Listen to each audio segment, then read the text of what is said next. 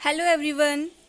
आज आपको next poem पढ़ाई जाएगी जिसका नाम है stopping by woods on a snowy evening. इसके पोएट का नाम रॉबर्ट फ्रॉस्ट है। रॉबर्ट फ्रॉस्ट एक अमेरिकन पोएट थे।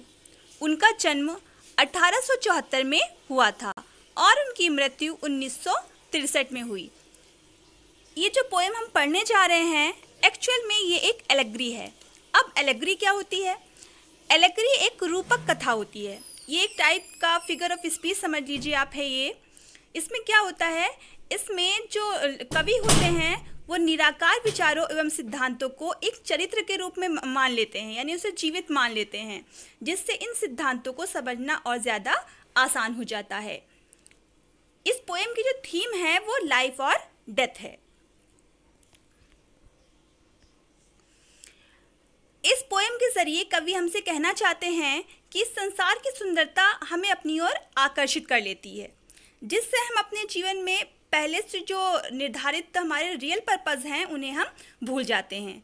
लेकिन हम सभी के जीवन में ऐसे कुछ कर्तव्य ज़रूर होते हैं जिन्हें हमें पूरा ही करना होता है, तो हमें इन कर्तव्यों को मौत से पहले पूरा करना ही चाहिए। इसलिए हमें बिना रुके लगातार आगे चलते रहना चाहिए। चलिए देखते हैं पोएम स्टैंजास के। फर्स्ट स्टैंजा है, Whose woods these are, I think I know. His house is in the village though, he will not see me stopping here to watch his woods fill up with snow. Whose woods these are, I think I know. Woods miss हो जाएगा जंगल। Whose किसके, यानी जो कवि हैं वो कहते हैं, यानी जो यात्री है, कवि ने खुद को ही एक यात्री के रूप में परिभाषित किया है। वो कहते हैं Whose woods these are, I think I know. ये जंगल किसके हैं मुझे लगता है मैं जानता हूँ, यानी इस जंगल के जो मालिक हैं उन्हें मैं अच्छी तरह से जानता हूँ। His house is in the village though. उसका जो घर है, यानी इन जंगलों के जो मालिक है उसका जो घर है वो दूर गांव में स्थित है। He will not see me stopping here. वो मुझे यहाँ पर ठहरा हुआ नहीं देख पाएगा। स्टॉप मिस होता है रुकना, ठहरना। To watch his woods fill up with snow. और ना ही वो मुझे ये करता हुआ देखेगा कि मैं उसके जंगलों में गिरती हुई बर्फ को देख रहा हूँ। स्नो मिस हो जाएगा बर्फ, वुड्स मिस जंगल, फिल अप मतलब भरना। यानी स्टैंजा में जो कवि है वो कहते हैं कि जंगल का मालिक कौन है मैं उसे अच्छी तरह से जानता हूँ। वो दूर गांव में रहता है और वो जो कवि है वो सोचता है कि वो बिना किसी मानसिक तनाव के जंगल को अच्छी तरह से देख लेगा, क्योंकि उसका जो मालिक है वह दूर रहता है। और वो क्या देखेगा, इस जंगल में जो बर्फ पड़ रही है उसकी जो मनमोहकता है वो उसे आसानी से देख लेगा। My little horse must think it queer to stop without a farmhouse near, between the woods and frozen lake, the darkest evening of the year. फिर अगले स्टैंजा में क्या कहते हैं? कहते हैं my little horse. हॉर्स भी तो पता ही सभी को है, घोड़ा होता है।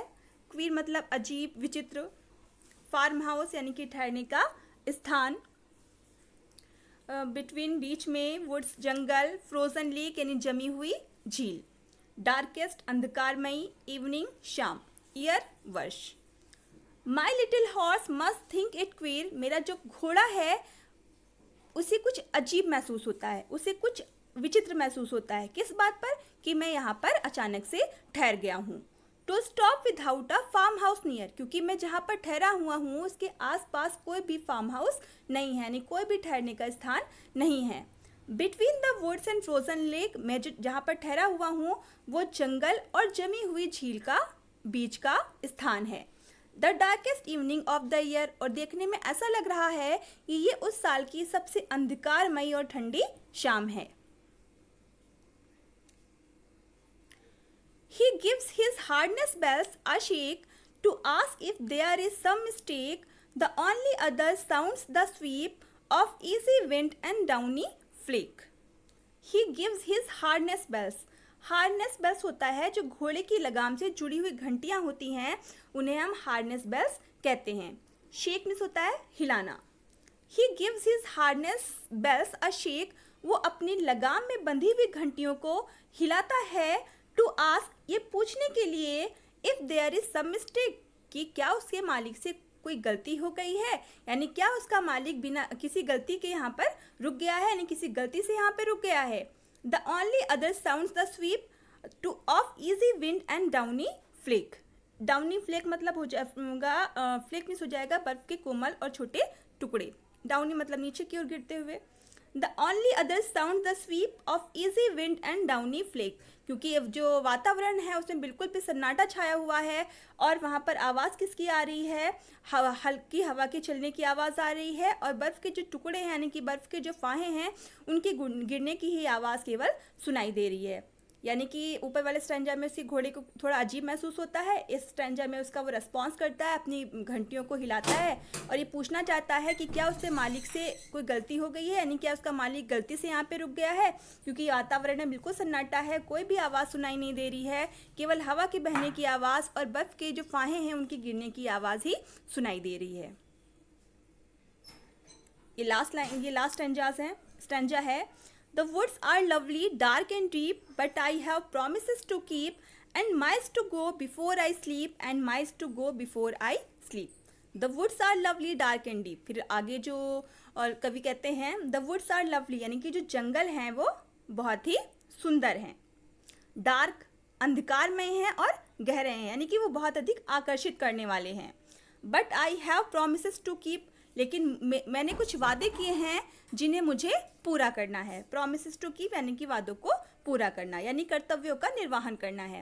यानी कवि इन दोनों लाइन्स में कहते हैं the woods are lovely, dark and deep, but I have promises to keep, यानी जंगल जो हैं बहुत ही सुंदर हैं, आकर्षित करने वाले हैं और मैं वहीं पर ठहरना चाहता हूँ पर मैं ठहर नहीं पा रहा हूँ। क्यों नहीं ठहर रहा हूँ? क्योंकि मेरे जीवन में बहुत सारे कर्तव्य हैं जिन्हें मुझे पूरा करना है। And miles to go before I sleep, and miles to go before I sleep, और सोने से पहले मुझे मीलों चलना है और सोने से पहले मुझे मीलों चलना है। यानी कि जो इन दोनों लाइंस में जो लास्ट की लाइंस है इसमें कवि कहना चाहते हैं कि मुझे मरने से पहले अपने कर्तव्यों को पूरा करना है और मुझे मरने से पहले अपने कर्तव्यों को पूरा करना है, इसलिए मैं यहाँ पर नहीं रुक सकता। तो ये आज की पोएम थी, उम्मीद करते हैं आपको पसंद आई होगी। अगर आपको ये वीडियो अच्छा लगा हो तो मेरे वीडियो को लाइक और चैनल को सब्सक्राइब करना ना भूलें। Thank you so much.